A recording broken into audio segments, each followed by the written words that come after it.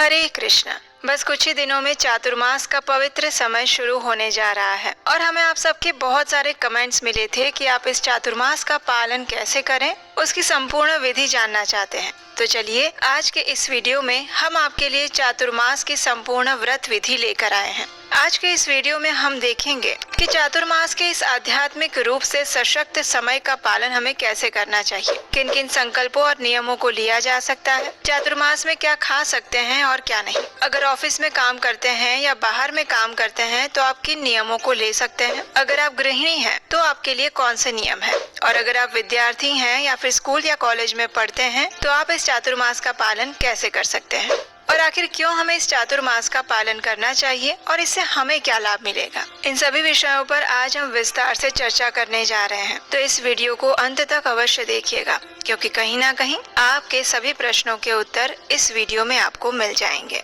तो चलिए आज का ये चातुर्मास व्रत विधि वीडियो आरंभ करते हैं। आइए सबसे पहले देखते हैं कि ये चातुर्मास कब से शुरू हो रहा है और किस दिन से कौन सा महीना आरंभ होगा। इस बार चातुर्मास का आरंभ हो रहा है देवशयनी एकादशी के दिन, यानी कि 6 जुलाई 2025 रविवार के दिन से, और चातुर्मास पूर्ण होगा देव उत्थान एकादशी यानी कि 1 नवंबर 2025 शनिवार के दिन। श्रावण मास आरंभ हो रहा है 11 जुलाई से लेकर 9 अगस्त 2025 तक। भाद्रपद रहेगा 10 अगस्त से लेकर 7 सितंबर 2025 तक। अश्विन मास रहेगा 8 सितंबर से 7 अक्टूबर 2025 तक, और कार्तिक मास रहेगा 8 अक्टूबर से लेकर 5 नवंबर 2025 तक। हालांकि वैष्णव परंपरा के अनुसार भक्तगण चातुर्मास का प्रारंभ आषाढ़ पूर्णिमा से लेकर कार्तिक पूर्णिमा तक करते हैं। तो इस बार हम चातुर्मास का पालन करेंगे 10 जुलाई 2025 गुरुवार से लेकर 5 नवंबर 2025 बुधवार तक। आप जिस किसी भी दिन से चातुर्मास का आरंभ करना चाहें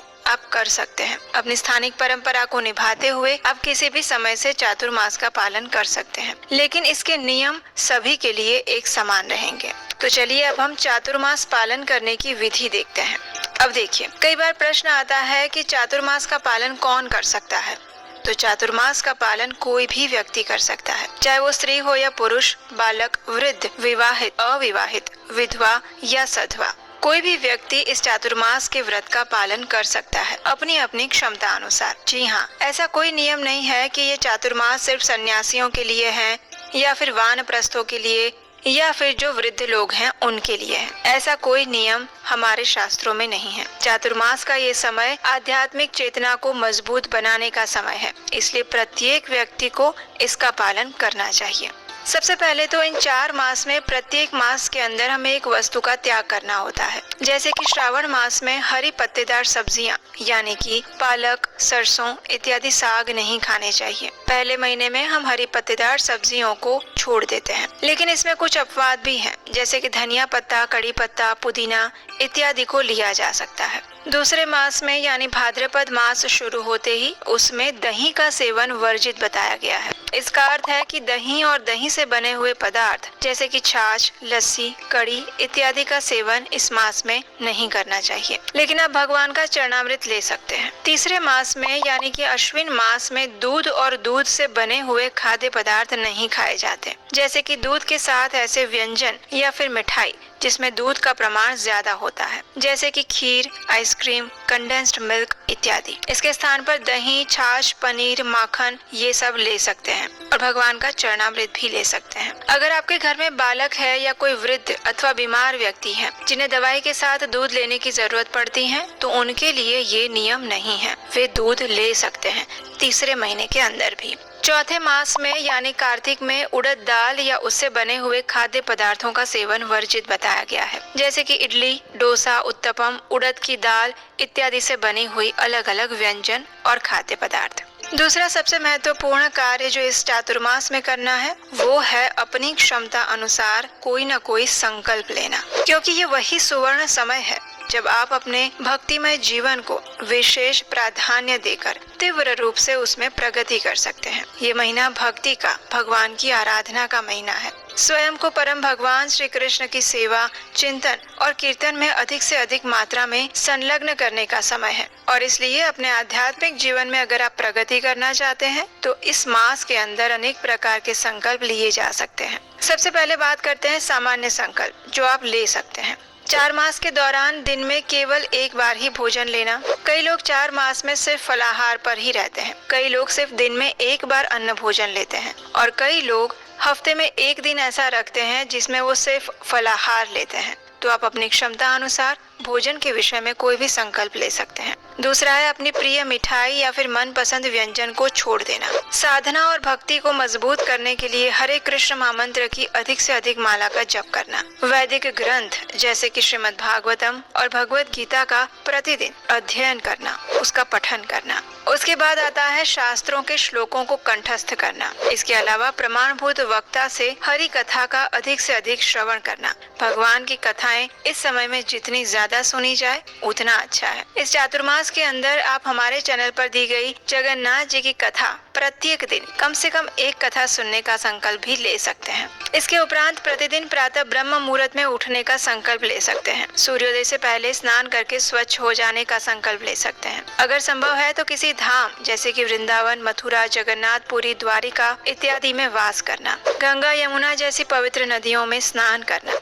अपनी क्षमता अनुसार कुछ न कुछ दान देना। शारीरिक रूप से मंदिर या फिर घर पर भगवान की विशेष सेवा करना। मानसिक रूप से और वाणी से किसी भी व्यक्ति के प्रति अपराध ना करना। चलिए अब बात करते हैं कि अगर आप गृहिणी हैं तो आप इस चातुर्मास का पालन कैसे कर सकती हैं और आप क्या क्या संकल्प ले सकते हैं। गृहिणियों के लिए प्रातः काल में सूर्योदय से पहले उठकर स्नान करना अत्यंत आवश्यक है। प्रत्येक दिन हरे कृष्ण महामंत्र की कम से कम 16 माला का जप करना, चाहे वो सुबह में कर लीजिए या फिर पूरे दिन में थोड़ी थोड़ी करके कीजिए। दिन में कम से कम एक बार भगवान के लिए सात्विक भोग बनाकर उन्हें अर्पित करना और वही प्रसाद अपने परिवार को देना, क्योंकि पूरा वर्ष तो हम परिवार की पसंद नापसंद के अनुसार भोजन बनाते रहते हैं, लेकिन कम से कम इस चातुर्मास में, और वो भी कम से कम एक समय ऐसा रखे जब आप भगवान के लिए भोग बनाएं, उसमें तुलसी पत्र रखें और उनको अर्पित करें और फिर उसी प्रसाद को परिवार के सभी सदस्य साथ बैठकर खाएं। उसके बाद आता है भोजन में लहसुन, प्याज जैसे तामसिक पदार्थों का त्याग करना। रसोई बनाते हुए भगवान के कीर्तन या फिर कथा को सुनना। दिन में विशेष समय ऐसा निकालना जहां पर आप प्रत्येक दिन भगवत गीता के अध्याय का या फिर भागवतम ग्रंथ के एक अध्याय का पाठ कर सकें।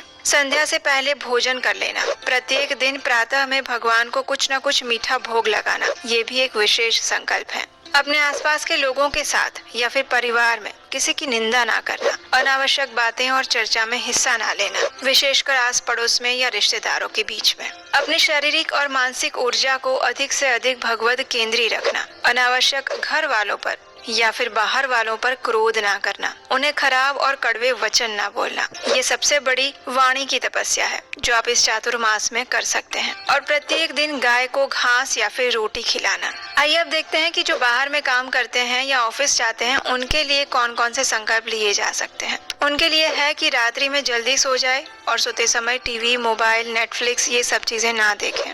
अगले दिन सुबह सूर्योदय से पहले उठ जाएं और उठकर स्नान इत्यादि से स्वच्छ होकर सबसे पहले भगवान का दर्शन करें, अपने मंदिर में या फिर घर में। ऑफिस जाने से पहले या बाहर काम पर निकलने से पहले हरे कृष्ण महामंत्र की कम से कम 4, 8 या 16 माला करने का संकल्प भी आप ले सकते हैं। बिना माला किए घर से बाहर नहीं जाएंगे, ये संकल्प भी ले सकते हैं। दिन के समय में ऑफिस में या फिर कामकाज के स्थान पर अधिक से अधिक मौन रहना। जितना आवश्यक हो उतना ही बात करना। अनावश्यक ऑफिस पॉलिटिक्स या फिर इधर उधर की बातों में ना फंसना। ये एक अच्छा संकल्प है जो आपकी मानसिक ऊर्जा को बचाएगा।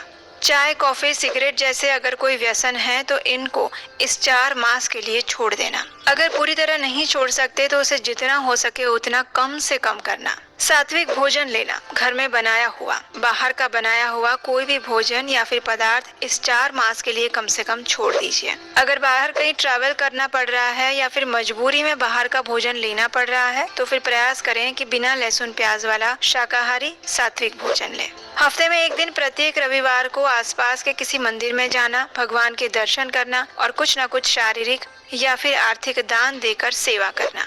चातुर्मास की प्रत्येक एकादशी का सभी नियमों के साथ पालन करना। ब्रह्मचर्य का पालन करना। अगर सभी दिन उपवास का संकल्प नहीं ले सकते तो कम से कम ये संकल्प लें कि जब तक हरे कृष्ण महामंत्र की निर्धारित संख्या में माला का जाप ना हो जाए तब तक मैं कुछ नहीं खाऊंगा। चातुर्मास में आने वाले विशेष दिन और पर्व के ऊपर विशेष दान देना, जैसे कि एकादशी, श्रावण मास का सोमवार, पूर्णिमा, जन्माष्टमी, राधाअष्टमी, नवरात्रि, दशहरा, दिवाली इत्यादि इन विशेष दिनों पर अपनी क्षमता अनुसार कुछ न कुछ योग्य स्थान पर दान अवश्य देना चाहिए। इस चातुर्मास में अपने संपूर्ण परिवार के साथ अगर संभव है तो कम से कम एक बार किसी न किसी पवित्र धाम में जाइए, जैसे कि वृंदावन, मथुरा, हरिद्वार, ऋषिकेश, जगन्नाथपुरी, मायापुर, द्वारिका इत्यादि। जो भी आपके घर के पास हो वहाँ जा सकते हैं, जहाँ पर आपकी अनुकूलता हो वहाँ जा सकते हैं। लेकिन इस चातुर्मास में पवित्र नदियों में स्नान करने का और धाम वास करने का विशेष फल मिलता है। आइए अब देखते हैं कि अगर आप पढ़ाई कर रहे हैं, विद्यार्थी हैं, स्कूल या कॉलेज में जाते हैं तो आपके लिए संभवित संकल्प क्या हो सकते हैं। विद्यार्थियों के लिए प्रत्येक दिन सुबह सूर्योदय से पहले उठना, स्नान इत्यादि से स्वच्छ होकर सबसे पहले भगवान के समक्ष जाकर उनको प्रणाम करना और उसके बाद माता पिता के पैर छूना, जो कि आज के समय में हम सब भूल चुके हैं, उन्हें प्रणाम करना। दूसरा है स्कूल या कॉलेज जाने से पहले याद से प्रत्येक दिन तुलसी देवी को जल चढ़ाकर जाना और सूर्य देव को अर्घ्य देना। ऐसा करने से आपकी बुद्धि और तेजस्विता कुशाग्र होगी, उसमें वृद्धि होगी। अपने मित्रों के साथ किसी भी प्रकार की बुरी आदतों में ना फंसना, और बुरी आदतें कौन कौन सी हैं वो आप अच्छी तरह से जानते ही हैं। चौथा है सोशल मीडिया का कम से कम उपयोग करना। अगर बिना इंस्टाग्राम रील और पोस्ट डाले चल सकता है तो उसे जाने देना। प्रत्येक दिन बाहर जाने से पहले कम से कम 4, 8 या 16 माला हरे कृष्ण महामंत्र का जप करने के बाद ही बाहर जाना। अगर ज्यादा नहीं कर सकते तो कम से कम 2 माला का जाप करके ही घर से बाहर निकलना। अगर आपको सुबह जल्दी स्कूल या कॉलेज जाना पड़ता है तो थोड़ा जल्दी उठ जाइए। थोड़ा सा कष्ट शरीर को दे सकते हैं, लेकिन इस चातुर्मास में ऐसी तपस्या करने से भगवान आप पर बहुत प्रसन्न होंगे। अनाथालय, वृद्धाश्रम या फिर जरूरतमंदों की सेवा का संकल्प लेना। प्रतिदिन भगवत गीता का कम से कम 1 श्लोक पढ़ना। बाहर का भोजन ना खाना, मात्र घर का बना हुआ भोजन लेना, और अगर किसी कारणवश बाहर लेना पड़ रहा है तो बिना लहसुन प्याज वाला भोजन लेना। हफ्ते में 1 दिन या फिर रविवार के दिन अपने आसपास के किसी मंदिर में जाकर दर्शन करना और आध्यात्मिक प्रवृत्तियों में हिस्सा लेना, वहां जाकर सेवा करना। इस्कॉन के सभी मंदिरों में युवाओं के लिए और विद्यार्थियों के लिए प्रत्येक रविवार के दिन कोई न कोई विशेष कार्यक्रम आयोजित होते रहते हैं, आप वहां भी जा सकते हैं। इन 4 मास के अंदर व्यक्ति को ब्रह्मचर्य का पालन करना चाहिए, अधिक निद्रा का त्याग करना चाहिए, संभव है तो जमीन पर सोना चाहिए और उतनी ही मात्रा में प्रसाद ग्रहण करना चाहिए जितना आवश्यक हो। अगर आप भोजन लेते हैं तो उसमें सात्विक भोजन लेना चाहिए, और वो भी भगवान को अर्पित करने के बाद। अगर संभव है तो इस 4 मास के अंदर प्रत्येक व्यक्ति को लहसुन, प्याज, चाय, कॉफी जैसे नशीले पदार्थों का सेवन त्याग देना चाहिए। मांस, मछली, अंडा, मदिरा का सेवन तो बिल्कुल भी नहीं करना चाहिए। शारीरिक इंद्रिय भोग का त्याग करना चाहिए। दूसरे लोगों की निंदा करना और परदोष दर्शन से भी बच के रहना चाहिए। अनावश्यक भौतिक चर्चा करके समय गंवाना नहीं चाहिए और न ही किसी पर क्रोध करना चाहिए। अपनी चेतना को ज्यादा से ज्यादा परम भगवान श्री कृष्ण के चरण कमलों में स्थिर रखने का प्रयास करना चाहिए। अधिक से अधिक शुद्ध और सतोगुणी जीवन अपनाना चाहिए, और इस समय के अंदर आप जितना सतोगुण में रह सकते हैं उतनी ही आपकी चेतना आध्यात्मिक कार्यों में स्थिर रह पाएगी। इस मास के अंदर प्रत्येक व्यक्ति को अपनी क्षमता अनुसार कुछ न कुछ तपस्या अवश्य करनी चाहिए, क्योंकि बिना तपस्या भगवान प्रसन्न नहीं होते। आइए अब एक और प्रश्न लेते हैं कि आखिर बच्चे हैं, वृद्ध हैं, जो गर्भवती महिलाएं हैं, स्तनपान कराने वाली माता हैं, वो सब इस चातुर्मास का पालन कैसे कर सकते हैं। तो देखिए, जो बच्चे हैं, वृद्ध हैं, गर्भवती महिलाएं हैं या फिर ऐसे बीमार व्यक्ति हैं जिन्हें किसी न किसी वजह से संपूर्ण चातुर्मास का पालन करना मुश्किल लग रहा है, तो उन्हें सबसे पहले अपनी शारीरिक अवस्था को ध्यान में रखना चाहिए और अपनी क्षमता अनुसार ही कोई भी नियम और संकल्प लेना चाहिए। वे उपवास करने का संकल्प अगर नहीं ले सकते हैं तो कोई बात नहीं, लेकिन अधिक से अधिक हरे कृष्ण महामंत्र का जप करने का संकल्प अवश्य ले सकते हैं। आध्यात्मिक ग्रंथों को पढ़ने का संकल्प ले सकते हैं। जितना हो सके उतनी सेवा करने का संकल्प ले सकते हैं। शरीर से भले ही आप कोई तपस्या ना कर पाए, लेकिन आध्यात्मिक रूप से और मन से अवश्य ही कुछ तप करने चाहिए और अपनी साधना को बढ़ाना चाहिए। यही आपके लिए वास्तविक तपस्या है। तो आप चाहे जो भी संकल्प ले, इन सब के पीछे का मुख्य नियम एक ही है, और वो ये है कि आपको वो संकल्प लेना चाहिए जिसका पालन करना आपके लिए कठिन लग रहा हो। जब आप ऐसा करते हैं तो भगवान भी देखते हैं कि ये मेरा भक्त मुझे प्रसन्न करने के लिए इतनी तपस्या कर रहा है और फिर आपको उनकी विशेष कृपा प्राप्त होगी। इतना ही नहीं, स्कंद पुराण में ब्रह्मा जी नारद मुनि से ये भी कहते हैं कि इस चातुर्मास में व्यक्ति अपनी जो भी प्रिय वस्तु का त्याग करता है वो वस्तु उसे अनंत गुना अधिक होकर प्राप्त होती है। लेकिन याद रहे, संकल्प किसी भावनाओं में आकर मत लीजिएगा। ऐसा ना हो कि संकल्प ले लिया, 1-2 दिन 3 दिन मत लीजिएगा। ऐसा ना हो कि संकल्प ले लिया, 1-2 दिन 3 दिन 4 दिन किया और फिर छूट गया। जिस किसी भी संकल्प को आप पूरा 4 महीना निभा सको उसी संकल्प को लेना।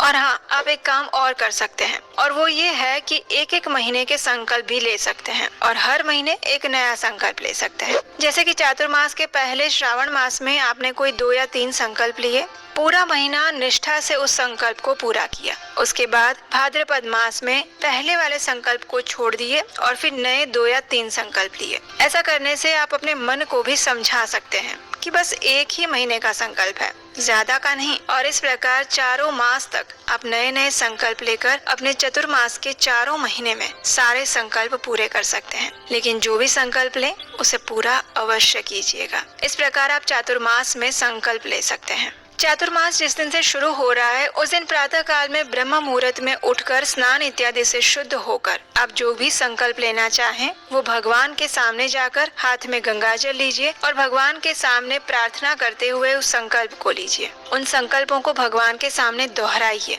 और फिर भगवान से प्रार्थना कीजिए कि वो आपको इन संकल्पों को पूरा करने की शक्ति दे। जब आप भगवान से और गुरु से प्रार्थना करते हैं तो फिर आप किसी भी संकल्प और नियम का पालन सरलता से कर पाते हैं, क्योंकि आपको आध्यात्मिक शक्ति ऊपर से मिल रही होती है। चलिए अब देखते हैं कि इस चातुर्मास में क्या खाना चाहिए और क्या नहीं खाना चाहिए। तो देखिए, इस चातुर्मास के अंदर आप फल फूल इत्यादि ले सकते हैं, जैसे कि मौसमी फल, सेब, केला, अमरूद, पपीता, आम, अंगूर, नाशपाती, अनार इत्यादि। अश्विन मास को छोड़कर आप बाकी महीनों में दूध और दूध से पदार्थ भी ले सकते हैं, जैसे कि दूध, दही, छाछ, पनीर, माखन इत्यादि। सात्विक अनाज ले सकते हैं। जो उपवास करते हैं वे एकादशी प्रसाद वाला अनाज भी ले सकते हैं, जैसे कि कुट्टू का आटा, राजगिरा, व्रत के चावल, सामा, साबूदाना, सिंघाड़े का आटा इत्यादि। इसके अलावा आप हर प्रकार की हरी सब्जियां ले सकते हैं, जैसे कि लौकी, तोरई, तूरी, कद्दू इत्यादि। लेकिन याद रहे, श्रावण मास में हम हरी पत्तेदार सब्जियां नहीं खाते हैं, तो वो नहीं लेना है। इस मास में आप मूंग दाल, तुअर दाल इत्यादि भी ले सकते हैं, जो सुपाच्य हो और सात्विक भी हो। इस मास में आप घी ले सकते हैं। अपने भोजन में प्रयास करें तेल का कम से कम प्रयोग करें और घी का अधिक से अधिक प्रयोग करें। घी का उपयोग करने से सात्विकता बढ़ती है और शरीर को ऊर्जा मिलती है। इस मास में आप सूखे मेवे ले सकते हैं, बादाम, किशमिश, अखरोट, काजू इत्यादि। और प्रयास करें कि इस चातुर्मास में आप जो भी भोजन बनाते हैं उसमें सेंधा नमक का प्रयोग करें, और विशेषकर उपवास में तो बिल्कुल सेंधा नमक ही लेना चाहिए। चलिए अब देखते हैं कि इस चातुर्मास में किन किन पदार्थों को छोड़ देना चाहिए या फिर नहीं लेना चाहिए। सबसे पहले आता है प्याज, लहसुन जैसे तामसिक पदार्थ। इन पदार्थों का सेवन कम से कम चातुर्मास में नहीं करना चाहिए, क्योंकि इससे तामसिकता बढ़ती है और आपकी सात्विकता में बाधा आती है। इस चातुर्मास में मांसाहार भी बिल्कुल नहीं करना चाहिए। मांस, मछली, अंडे पूरी तरह से छोड़ देने चाहिए। शराब और अन्य नशीली चीजों का भी त्याग करना चाहिए। ये मास संयम और शुद्धि का समय होता है, इसलिए इनका त्याग करना चाहिए। ज्यादा तला हुआ, भुना हुआ, मसालेदार और भारी भोजन इस चातुर्मास में नहीं लेना चाहिए। इस चातुर्मास में विशेष कर एक बात का ध्यान रखें जो अधिकतर गृहिणियां करती हैं, और वो है बासी भोजन लेना। रात को कुछ बनाया था, बच गया, फ्रिज में रख दिया और अगले दिन सुबह फिर से हम खाएंगे। कई बार तो दोपहर तक उसे चलाते हैं। इस चातुर्मास में कम से कम इन नियमों को बंद कर दीजिए। ये ना सिर्फ आपकी आध्यात्मिक चेतना को दूषित करते हैं, अपितु वो आपके शरीर को भी खराब कर रहे हैं। थोड़ा सा भोजन बचाने के चक्कर में आप अपने मन की ऊर्जा और शरीर दोनों को खराब कर रहे हैं। इस चातुर्मास में रात्रि के समय दही का उपयोग भी ना करें। आयुर्वेद के अनुसार रात में दही वर्जित बताया गया है। इसके अलावा रासायनिक पदार्थ, प्रिजर्वेटिव्स डाले हुए पैक्ड फूड्स भी नहीं लेने चाहिए, और प्रयास करके बाहर का खाना इस चातुर्मास में कम से कम बंद कर दीजिए। आपकी सेहत के लिए भी अच्छा रहेगा और आपकी आध्यात्मिक चेतना के लिए भी। इसके अलावा हम कुछ और बातों का ध्यान रखें। इस मास में भोजन बनाते हुए आप हरे कृष्ण महामंत्र का जप करते रहिए या फिर कीर्तन सुनते रहिए, या फिर सबसे अच्छा है भगवान की कथा सुनते हुए भोजन बनाइए। ऐसा करने से आपके मन की जो मानसिक चेतना है वो आपके भोजन में जाएगी और आपके भोजन के माध्यम से ये आपके परिवार की चेतना में भी जाएगी। तो ये सबसे अच्छा तरीका है। दूसरा है भोजन को भगवान को अर्पित करने के बाद ही स्वयं ग्रहण करें। जो भी बनाते हैं वो भगवान को ध्यान में रखते हुए बनाएं। उसमें तुलसी पत्र डालें, अच्छे से अच्छा भोजन बनाएं। बस उसमें तामसिक चीजें नहीं होनी चाहिए, लहसुन प्याज और अन्य मसाले जिसमें लहसुन प्याज के पाउडर का प्रयोग किया गया हो। भोजन बनाते समय शुद्धता का विशेष ध्यान रखें। भोजन पकाने से पहले, रसोई घर में जाने से पहले, स्नान करने के बाद ही जाएं। अगर उपवास कर रहे हैं तो ज्यादा से ज्यादा पानी पिए, डिहाइड्रेशन से बच के रहें। तो ये थी चातुर्मास की संपूर्ण विधि। लेकिन अगर आप चातुर्मास के कुछ महत्व भी जानना चाहते हैं कि आखिर हमें ये चातुर्मास क्यों करना चाहिए, उससे हमें क्या लाभ होगा, तो चलिए अब हम इस वीडियो में आगे बढ़ते हैं। स्कंद पुराण में वर्णन आता है, चातुर्मासे कृते यत्नात् हरि पूजा विशेषतः सर्व पाप विनाशाय सर्व सौख्य प्रदायिनी। यानी जो व्यक्ति चातुर्मास के दौरान विधि पूर्वक व्रत और भगवान की पूजा करता है उसके समस्त पाप नष्ट हो जाते हैं, उसे दिव्य सुख की प्राप्ति होती है। तो 4 महीनों तक चलने वाला ये जो चातुर्मास का व्रत है वो आषाढ़ मास की शुक्ल एकादशी से आरंभ होता है, जब भगवान विष्णु योग निद्रा में शयन करने जाते हैं, और फिर कार्तिक मास की शुक्ल एकादशी तक ये चलता है, जब देवोत्थान एकादशी आती है।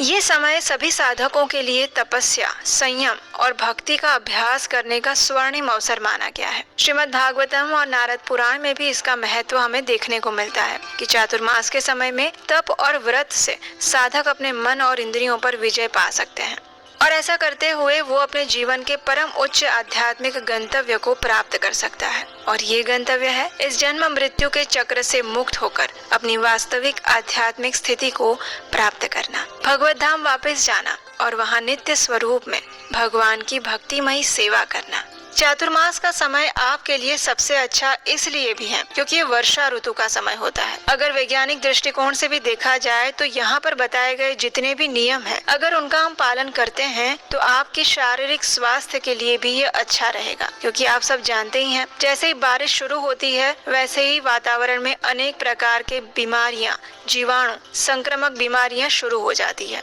इन सब से बचने के लिए भी, शरीर को स्वस्थ रखने के लिए भी चातुर्मास के नियमों का पालन करना हमारे लिए अच्छा रहता है। और यही दिखाता है कि हमारे महान ऋषि मुनि कितने विद्वान थे। वे अध्यात्म को, हमारे धर्म को विज्ञान और तार्किकता के साथ इस प्रकार जोड़ देते थे कि सभी मनुष्य के लिए इसका पालन करना सरल हो जाए। तो अगर भगवान के लिए नहीं तो कम से कम अपने शरीर के लिए भी इस चातुर्मास का अच्छे से पालन कर लीजिए। और हाँ, इस चातुर्मास का पालन करने से आपको जो सबसे बड़ा लाभ होगा वो ये होगा कि जब 4 महीने तक आप कोई भी नियम संकल्प का पालन कर लेते हैं तो 4 महीने पूरे होने के बाद आपको अपने अंदर एक दिव्य आध्यात्मिक ऊर्जा का अनुभव होगा। एक ऐसी आध्यात्मिक शक्ति मिलेगी जो आपको बड़े से बड़ी विषम परिस्थिति का सामना करने के लिए भी ऊर्जा प्रदान करेगी। हो सकता है आपको भगवान के आशीर्वाद ना दिख रहे हो, लेकिन आपको जो शक्ति मिल रही है, आपके अंदर में जो एक सकारात्मक बदलाव दिख रहा है, वो तो आपको दिखेगा ना। तो अपनी चेतना को मजबूत करने के लिए, जीवन में किसी भी संकल्प को सफलतापूर्वक प्राप्त करने के लिए भी इस चातुर्मास में थोड़ी बहुत जो तपस्या है उसे कर लीजिए, वो आपके लिए ही फायदेमंद रहेगी। और फिर इन्हीं 4 मास के अंदर सबसे ज्यादा त्योहार और पर्व भी आते हैं, जैसे कि हरियाली तीज, बलराम जयंती, कृष्ण जन्माष्टमी, रक्षाबंधन, राधाष्टमी, प्रभुपाद जी का आविर्भाव दिवस, वरा द्वादशी, शरद पूर्णिमा, दशहरा, दीपावली, गोवर्धन पूजा और सबसे पवित्र और मंगलमय कार्तिक मास। और ये सभी पर्व हमें अपनी आध्यात्मिक शक्ति को मजबूत बनाने में सहायक बनते हैं। इसलिए चातुर्मास का ये 4 महीने का जो समय है वो यूं समझ लीजिए कि आपके लिए एक सोने की खान है। जितना निकाल सकते हैं उतना निकाल लीजिए। और यही थी हमारी आज की चातुर्मास के विषय में संपूर्ण जानकारी। हमें आशा है कि ये जानकारी आपको उपयुक्त लगी होगी, लाभकारी लगी होगी। अगर ऐसा है तो इस जानकारी को दूसरे लोगों को भी शेयर कर दीजिए। इस वीडियो को लाइक करना मत भूलिएगा। और हाँ, इस चातुर्मास में आप कौन से नियम का पालन करने वाले हैं, क्या संकल्प ले रहे हैं, वो हमें नीचे कमेंट बॉक्स में लिखकर जरूर बताइएगा। आप इस प्रकार से जब